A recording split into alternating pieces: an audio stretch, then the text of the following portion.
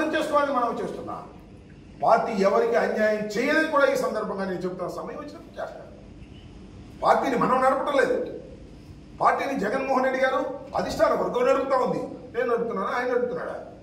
ధర్మం కాదని కూడా ఈ సందర్భంగా మనం చేస్తున్నాను. పార్టీ ఐక్యంగా ఉంటుంది. మంచి కాంబినేషన్.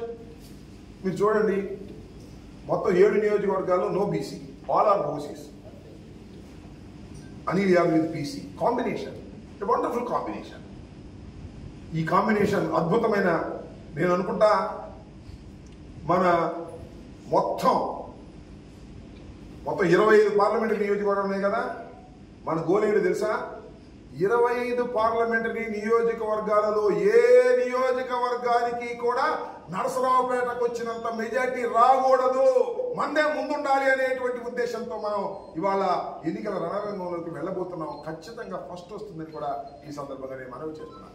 ఏ నియోజకవర్గంలో రానంత మెజార్టీని మనం 7 శాసనసభ్యులుగా ఉన్నటువంటి అభ్యర్థులుగా ఉన్నటువంటి మేము గట్టిగా ప్రయత్నం చేయటం, మీ అందరూ సహకరించడం ద్వారా తలమానికగా ఉండాలని ఈ సందర్భంగా నేను కోరుకుంటున్నాను.